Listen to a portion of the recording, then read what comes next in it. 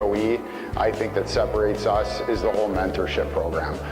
These kids are, between 12 and 18 years old. They're going through a lot in life: family, academics, hockey, the pressure of committing to major junior hockey or the NCAA route at 15 years old. There's a lot of big life decisions that come into play at a young age.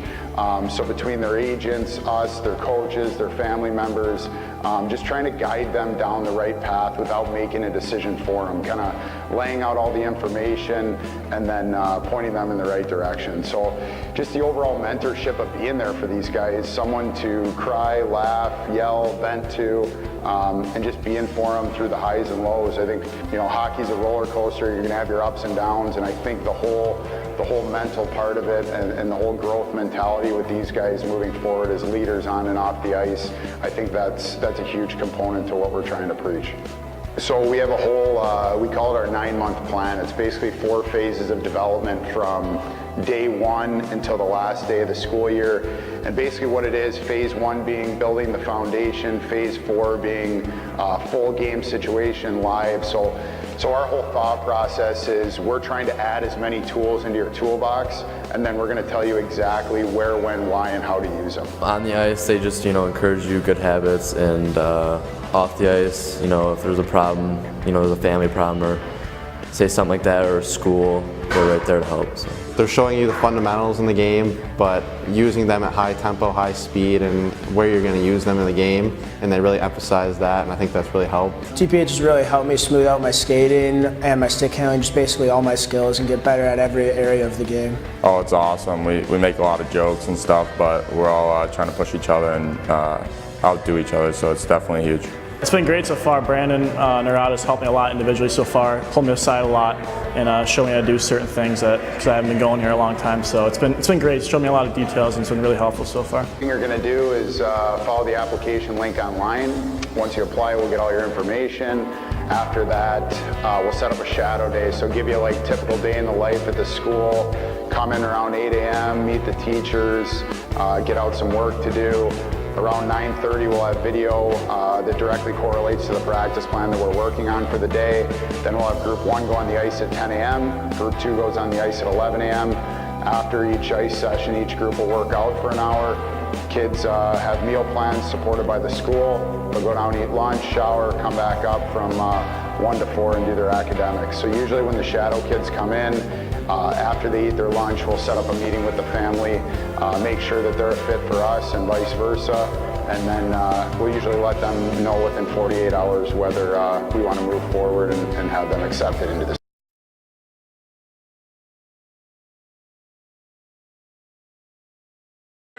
Farabee with the board and Janicki. Wild, the late man. Wild took the shot. Score! Wild, who's also had a good tournament in his own right. You look at Farabee waiting just until the right moment when that finish. To Russia. Mikhailov to the hash marks coming in.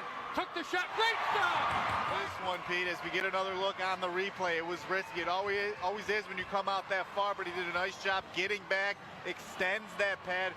Great job by Drew to Ritter. Into the far corner. Good opportunities there for this line, and it's the aggressive forecheck that seems to be causing some serious issues. Meanwhile, at the ranch, it's Mancinelli cutting in and shooting. He scores! And at the other end, after the Saints killer, Michael Mancinelli, who has been outstanding against the Saints this season, cuts in against Durham in the 5th round, and he scores! Up at center, curls over to the right side, draws in, fake, shoots, scores! The Spirit win it over the #1 team in the CHL. Wheels near side. With 3:05 to play, Parrott from the goal line has a lane, walks in, and he ties the game. Andrew Parrott, the rookie, with his will win the draw. He's very good. Jenkins still steals that. Here's a chance for the Spirit. Jenkins shoots. He scores as the Saginaw Spirit take the lead again. Both teams are at full strength.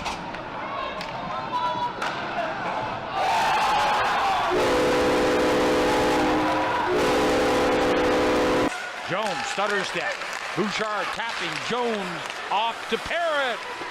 Shoots. Score.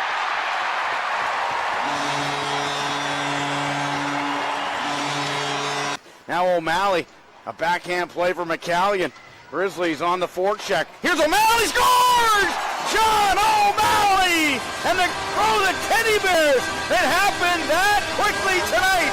And it's mayhem tonight here. Good play trying to get it back to the man in front of the net. Goes to Parrott. Look at that move, and Parrott shooting! He scores! What a shot by the youngster. Back to the point it goes. There's a drive blocked on the shot from Lucas Bond. Ronta. Pass and a shot, and in for a goal. 2-0, a power play goal. The Musketeers have upped the lead to 2-0. Back of the net. There's Dylan Wolf on the near side, half boards, goes around the back blade. Gillespie for Christian Krieger. Shoots and scores! Christian Krieger with a rip from the blue line. 18:33 left to go in the third period. 2-1 Stars collect the puck. That's his first in the USHL. Get it with a nice snipe there. And that is his first as a member of the NTDP. Take a look here. Nice pass across. McKinnon took his time. And a nice screen out. Wild fires the shot. DeBoer just duck and cover here. You know, to allow that, the space. Take a look. Oh, that's a great camera view. Now look at DeBoer getting down. Oh, is that lovely. Petrozelli didn't have a... Mason Cotton tips it ahead. Now Bowlers has a little room on the left side. Pass in front. Everett scores! What a passing play. Good job by Bowlers. Wow. Down out front. Schneider picks it up. Back to Preston. Rink wide. Steve's left circle. Back to Semick. Teeing one up. He scores.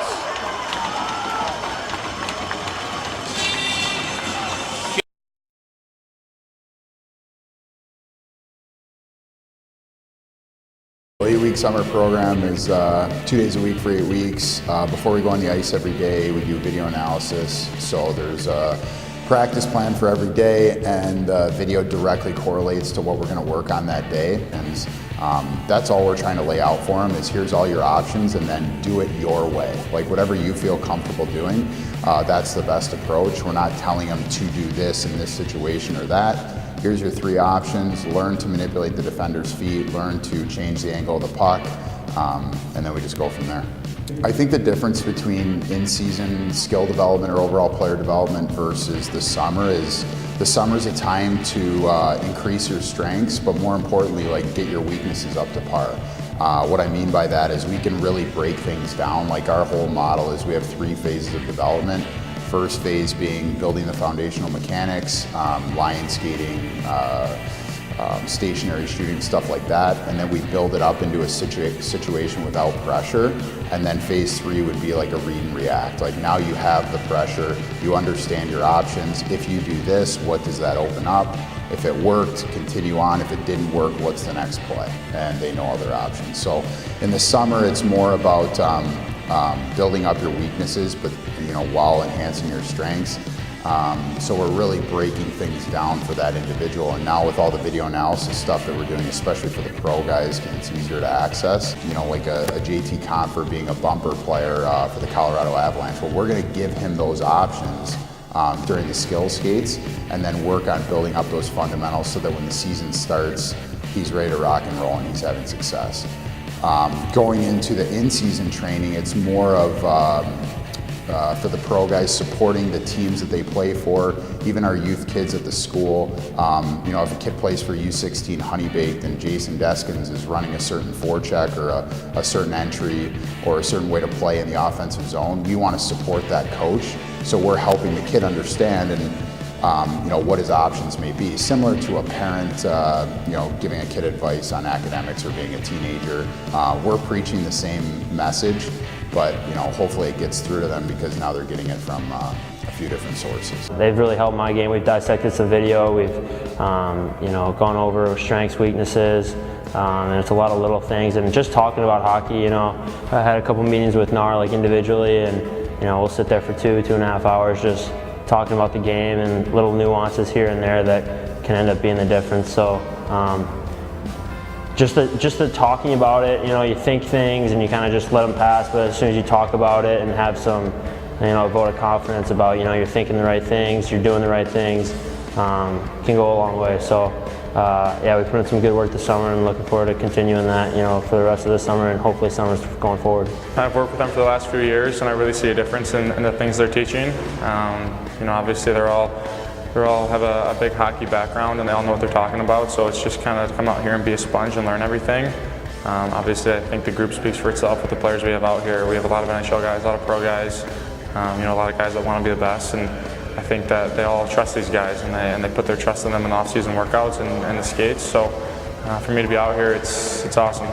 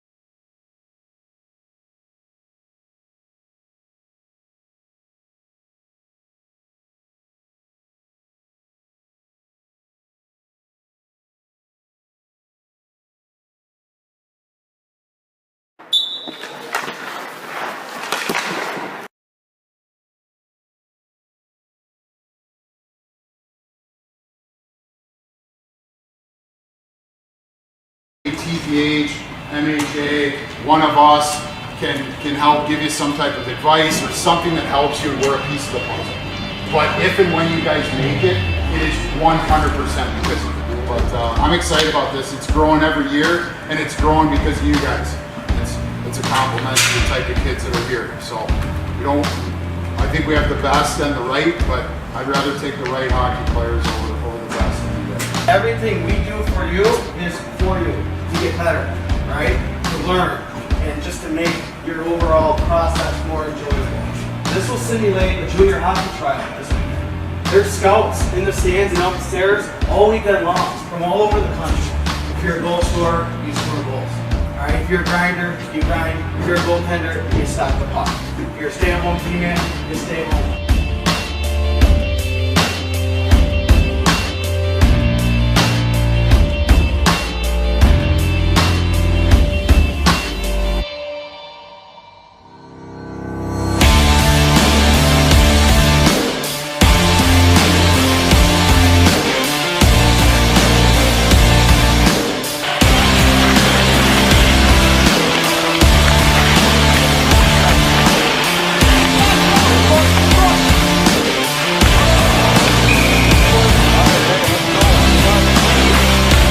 It also builds character if you let it, especially at the stage you guys are at right now. Don't fear a challenge. Don't fear the tough coach. Don't fear starting on the fourth line. Don't fear the path that's a little harder. It'll so be worth it in the end.